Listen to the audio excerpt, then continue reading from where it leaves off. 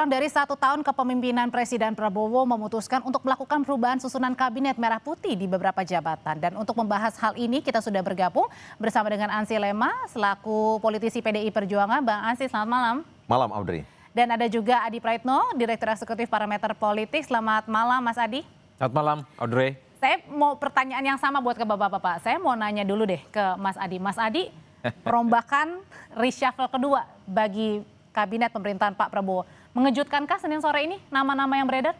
Ya kalau saya mau jujur sebenarnya tidak terlampau mengejutkan karena nama-nama yang diganti itu adalah nama yang sebenarnya sejak awal terkonfirmasi sudah mendapatkan protes dan resistensi dari publik untuk segera dilakukan evaluasi terukur.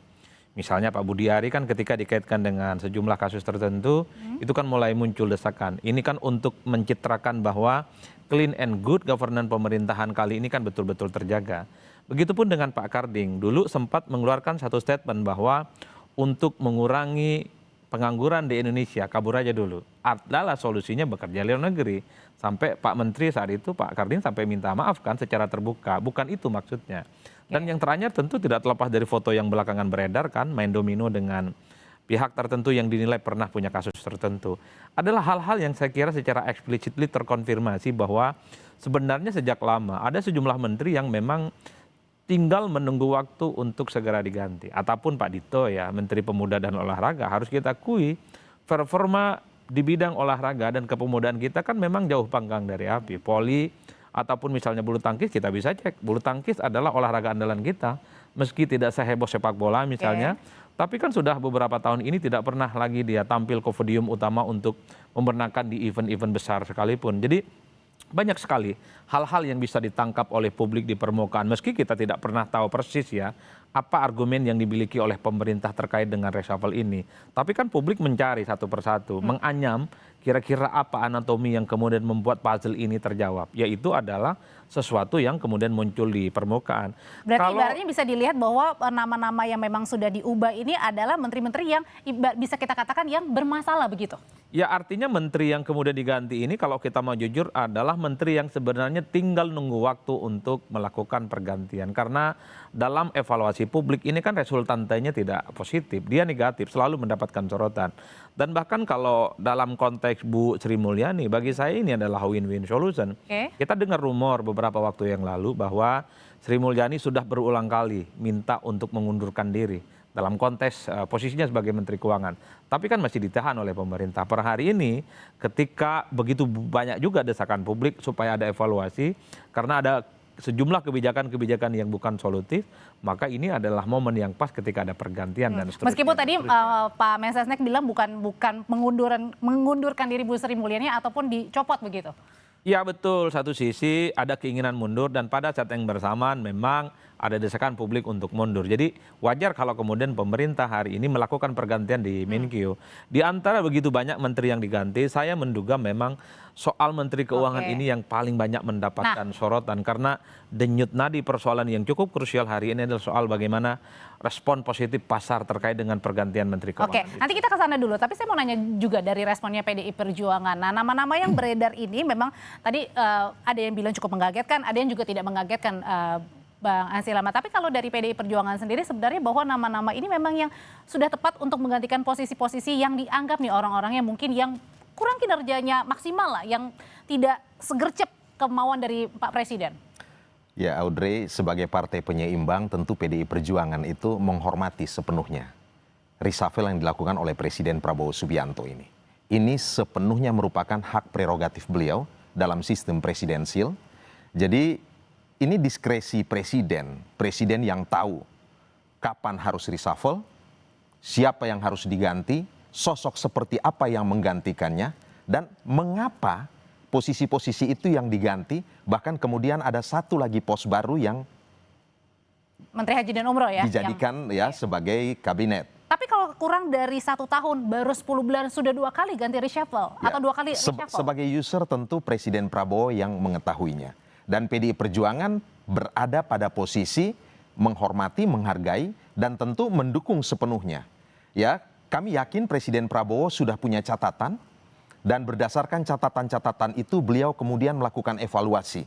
Tentu harapan kami evaluasi itu basisnya adalah pada meritokrasi, pada pendekatan yang sifatnya teknokrasi. Karena apa? Karena memang ini penting untuk menjawab harapan publik, ekspektasi publik. Dan reshuffle yang dilakukan Presiden Prabowo ini adalah langkah konkret menurut kami untuk kemudian membangun kembali fokus, orientasi pada kerja, sekaligus juga ya untuk membangun kepercayaan publik dan juga keluar mungkin ke dunia internasional dan juga kepada investor. Ada kaitannya nggak sih dengan yang kemarin tuntutan 17+8 ini yang kemudian akhirnya ini menjadi momen yang tepat nih kayaknya? Ya tentu Presiden Prabowo yang secara objektif mengetahui persis soal itu. Ya, para pengamat tentu bisa memberikan analisis, mengetahui persis apa yang menjadi alasannya. Tadi Mas Adi sudah sangat eksplisit sebenarnya menjelaskan beberapa hal dikaitkan dengan posisi yang di reshuffle. Tetapi PDI Perjuangan sebagai partai penyeimbang, kami boleh mengatakan bahwa dalam reshuffle ini kami sama sekali tidak terkait apa-apa. Ya, tidak terkait apa-apa, tetapi kami ingin memastikan bahwa pemerintahan ini bisa bekerja secara efektif, fokus, dan para menteri yang mendapatkan kepercayaan dari presiden ini ukirlah prestasi, buatlah legacy. Sehingga kemudian pemerintahan ini sungguh bisa menjawab kepercayaan dari publik. Juga sudah bergabung melalui sambungan Zoom, sudah ada Wakil Ketua Umum Partai Golkar, Ahmad Doli Kurnia. Selamat malam Bang Doli. Selamat malam, Andre. Ya, Bang Doli, pertanyaan yang sama saya tujukan kepada Bang Doli. Ini perombakan kabinet sore hari ini mengagetkan Partai Golkar kah? Karena ada nama juga Menpora Dito Aryo Tejo yang kemudian digantikan, meskipun kita masih tanda tanya ya apakah nanti sama-sama dari Partai Golkar atau enggak, meskipun juga ada nama Pak Muhtarudin yang akhirnya masuk menggantikan Mas Abdul Qadir Karding. Iya, pertama tentu yang namanya pergantian kabinet, reshuffle kabinet itu adalah sepenuhnya hak prerogatifnya Presiden, dalam hal ini Pak Prabowo. Dan saya kira memang karena selama ini kan selalu ya di dalam proses penyusunan priorisasi kabinet itu dilalui dengan pemilihan umum yang hampir tidak pernah ya ada presiden yang terpilih hanya didukung oleh 1-2 partai politik, selalu didukung oleh koalisi yang cukup besar. Dan tentu itu juga akan menjadi pertimbangan seorang presiden untuk menyusun kabinetnya gitu.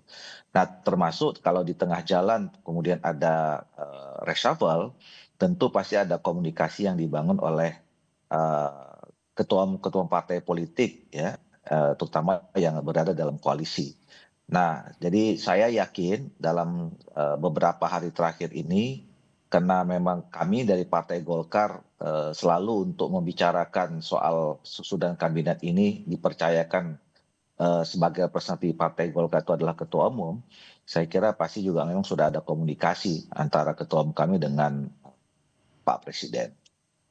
Kalau untuk nama Mas Dito sendiri, ini dadakan atau gimana Bang Doli? Karena kan memang sampai dengan sekarang yang menggantikan Mas Dito ini katanya masih di luar negeri dan akhirnya belum dilantik oleh Pak Presiden.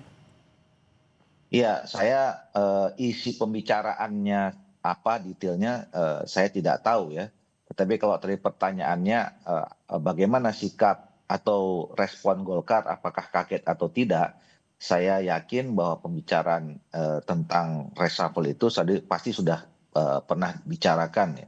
Entah kemarin, entah 2 hari yang lalu, atau beberapa hari yang lalu, atau mungkin sudah beberapa minggu yang lalu ya antara Presiden dengan ketua-ketua partai politik, terutama ketua partai Golkar yang memang terkait dengan kadernya kan saat ini gitu. Masuk misalnya tergantinya Pak Dito dan kemudian masuknya Pak Muhtarudin.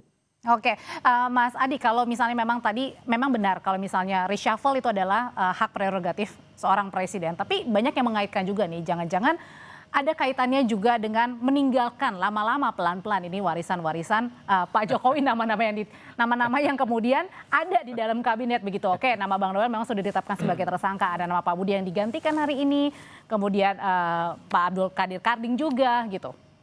Ya, yang menarik dalam politik kita ada cocok logi aja sih memang soal hubungan bagaimana Solo dengan Kertanegara ya. Tapi bagi saya secara prinsip kalau kita mau jujur, yang kita harapkan dari evaluasi ini adalah soal bagaimana pergantian kabinet adalah memperbaiki kinerja tentu saja. Soal ekspektasi publik tentang kemiskinan, soal ketenagakerjaan, terkait dengan kemiskinan dan pengangguran, itu memang harus segera ada solusinya, Audrey. Publik itu tidak terlampau peduli dengan faksionalisasi yang ada. Publik tidak terlampau peduli siapa yang punya interest terkait dengan kepentingan politik di negara ini.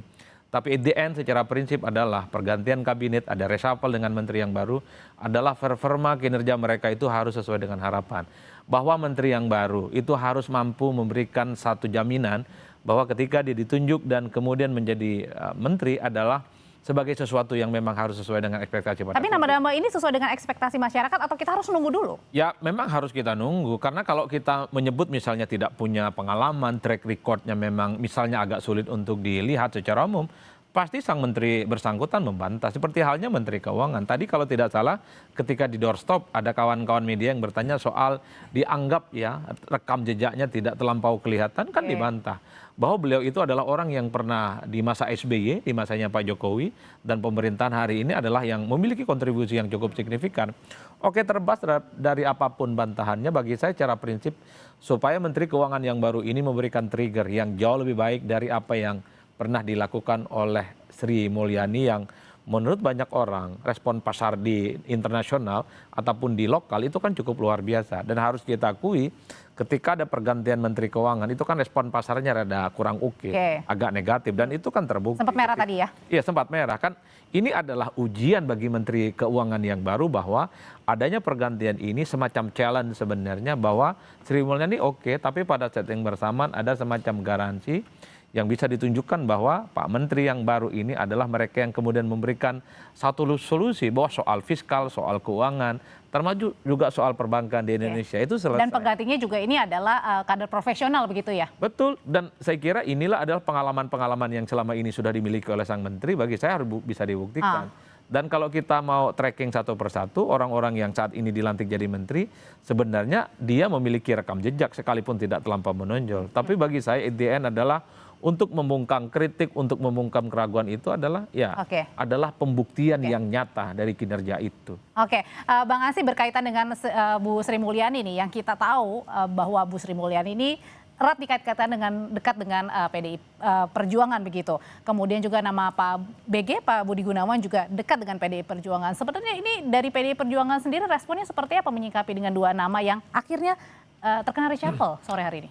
Tadi sudah saya tegaskan bahwa terkait dengan reshuffle ini sebagai partai penyeimbang tidak ada hubungan apapun dengan PDI Perjuangan. Karena posisi kami, PDI Perjuangan itu sepenuhnya berada di luar pemerintahan ini.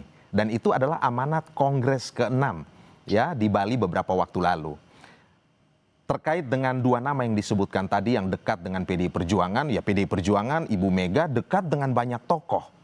Ya, termasuk dekat dengan kedua tokoh yang disebutkan tadi. Tetapi kedua tokoh ini menjadi menteri itu dipilih sepenuhnya atas pertimbangan pribadi, dipilih atas dasar prerogatif Presiden Prabowo Subianto. Kan begitu, melihat sepak terjang Ibu Sri Mulyani dalam bidang moneter dan keuangan. Sudah dan juga ya? Melihat sepak terjang, track record Pak BG pernah menjadi Kepala BIN, dan juga di Kepolisian Negara Republik Indonesia, itu sepenuhnya keputusan prerogatif diskresi penuh dari Presiden Prabowo, termasuk juga dalam kaitan dengan reshuffle ini. Dan perlu saya sampaikan bahwa kedua tokoh ini bukanlah kader PDI Perjuangan karena tidak memegang kartu tanda anggota atau KTA. Jadi terkait dengan hal ini, posisi PDI Perjuangan berada di luar kekuasaan, hanya akan memainkan peran sebagai penyeimbang.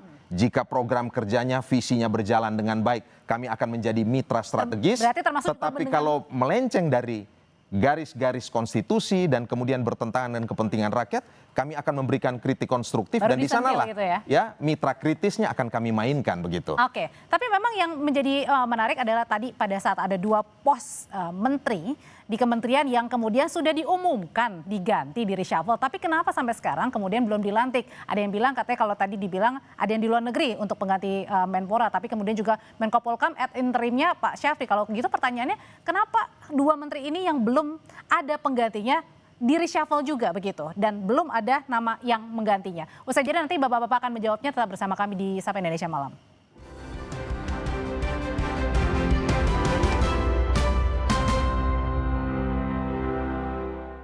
Bu Viva, hadiah miliaran.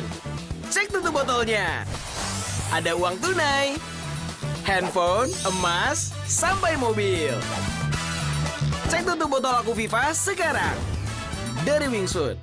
Aku Viva melewati 7 tahap nano purifikasi, menjaga sejuknya kemurnian dari mineral baik dalam setiap tetesnya. Begitu sejuk di tiap teguk. Aku Viva murni alami dari Wingsuit. Baru Good Day Latte Original dan Butterscotch.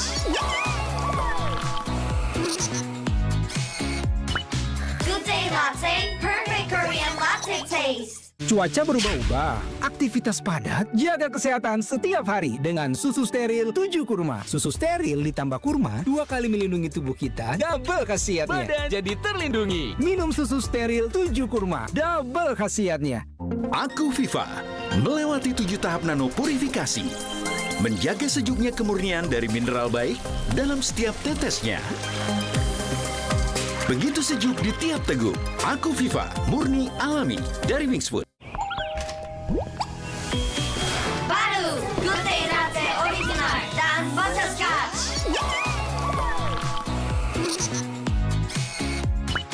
Good Day Latte, perfect Korean latte taste. Cuaca berubah-ubah, aktivitas padat, jaga kesehatan setiap hari dengan susu steril 7 kurma. Susu steril ditambah kurma 2 kali melindungi tubuh kita, double khasiatnya. Badan jadi terlindungi. Minum susu steril 7 kurma, double khasiatnya. Pusing, kejar setoran. Yang penting kerja halal.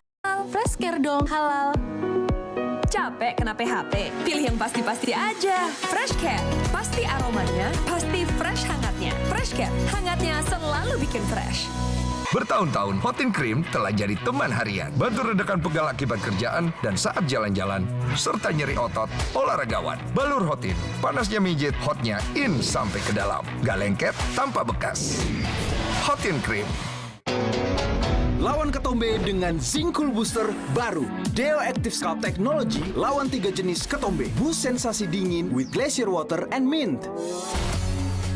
Zinc Booster, ketombe, no worries. Lion. Cuaca berubah-ubah, aktivitas padat, jaga kesehatan setiap hari dengan susu steril 7 kurma. Susu steril ditambah kurma 2 kali melindungi tubuh kita, double khasiatnya. Badan jadi terlindungi. Minum susu steril 7 kurma, double khasiatnya.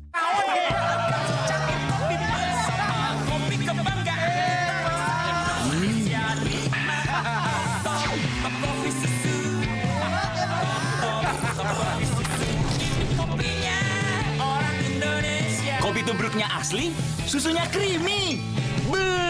Pas paduannya. Ini rasa pemersatu bangsa. Top Coffee Susu. Kopinya orang Indonesia. Dari Wingsuit.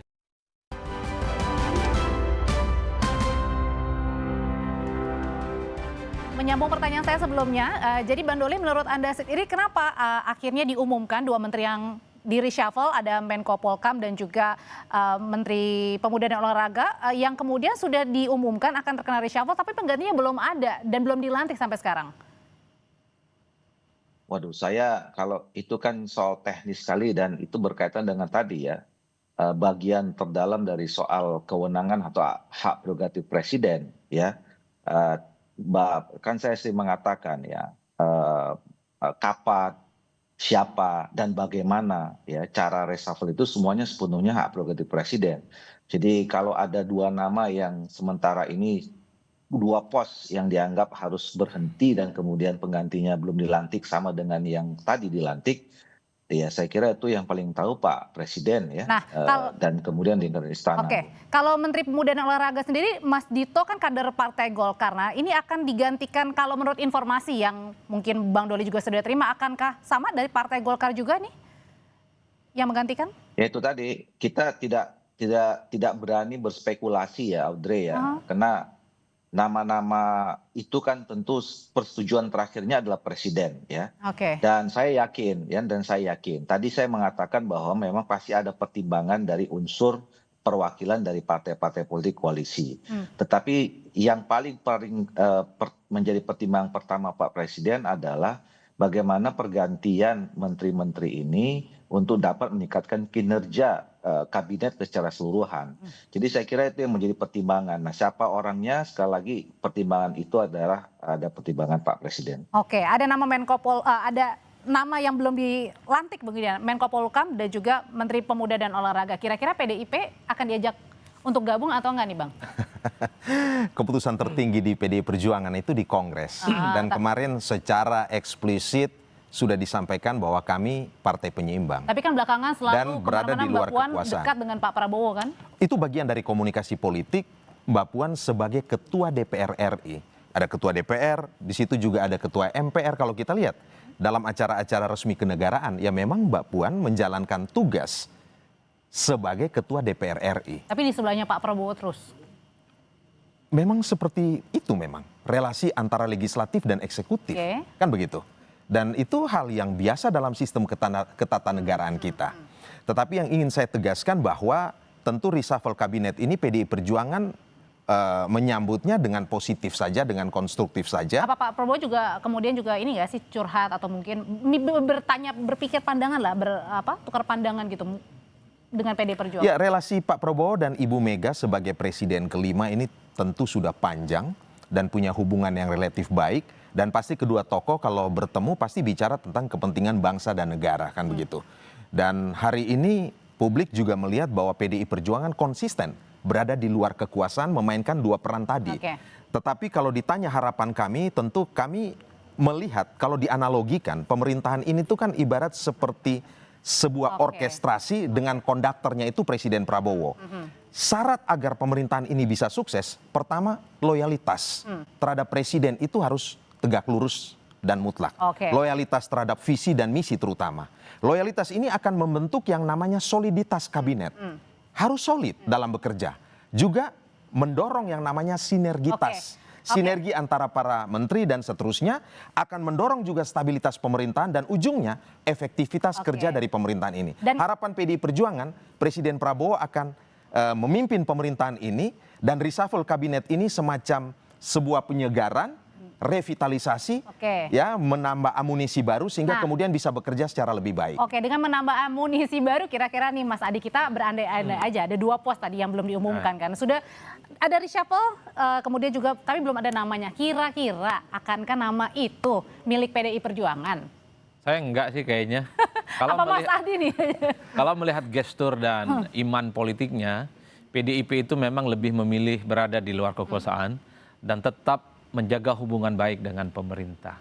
Jadi itu adalah 2 opsi main 2 kaki sebenarnya. Enggak, sebenarnya gini, kalau gitu artinya adalah tidak akan ada kader PDI Perjuangan yang masuk atau mungkin saja ya mungkin ada titipan nama tapi profesional mungkin kalangan.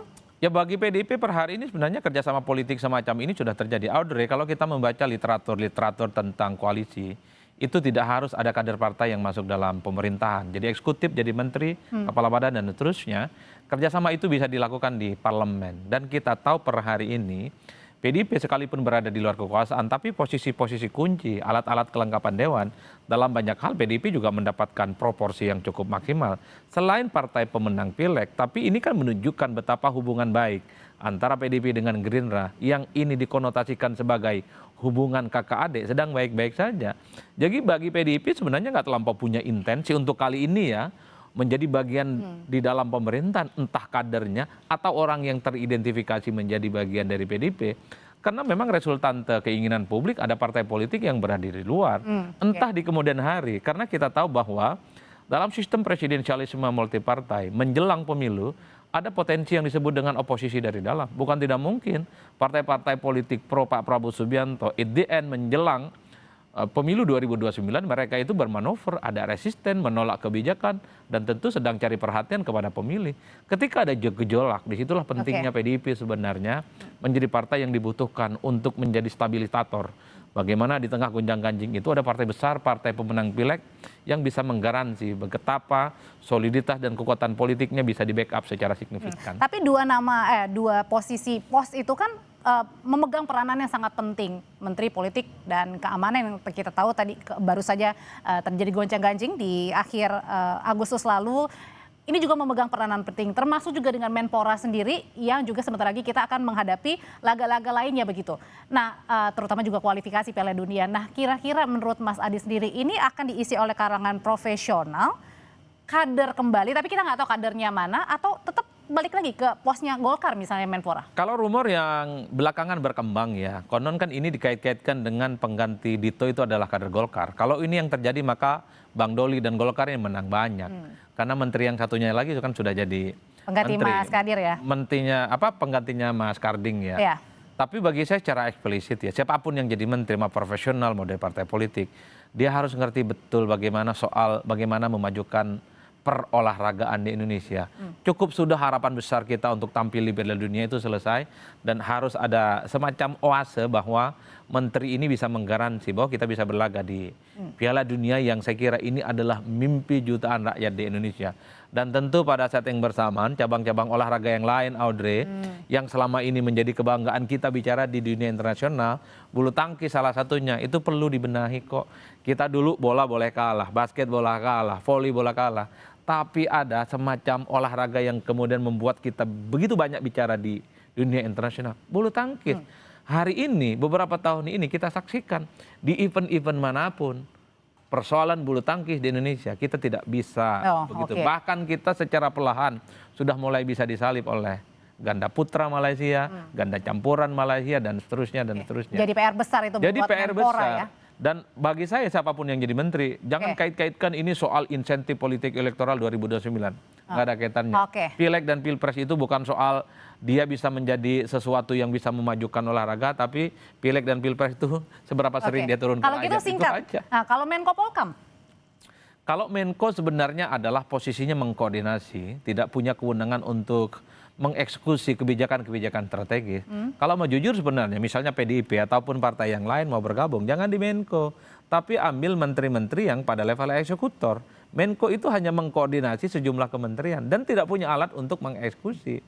Karenanya terlampau tanggung sebenarnya. Kalau ingin menjadikan PDIP sebagai partner, ambil Menko. Bagi saya kalau mau ambil saja menteri-menteri yang memang down to earth dan menyentuh langsung kebutuhan-kebutuhan rakyat. Seperti bukan apa? hal-hal yang misalnya tidak terlampau menjawab pertantangan-tantangan. Ya menteri-menteri yang kemudian dia bisa bekerja langsung menyentuh kebutuhan masyarakat. Banyak itu kalau mau kita sebutkan satu persatu. Cuman kan sensitif kalau disebutkan. Nanti ada reshuffle berikutnya bisa, lagi ya. Bisa panjang jalan ceritanya. Oke, Mas Adi terima kasih, Bang Hansi terima kasih, Bang Doli terima kasih. Selamat malam Bapak-bapak. Dan saudara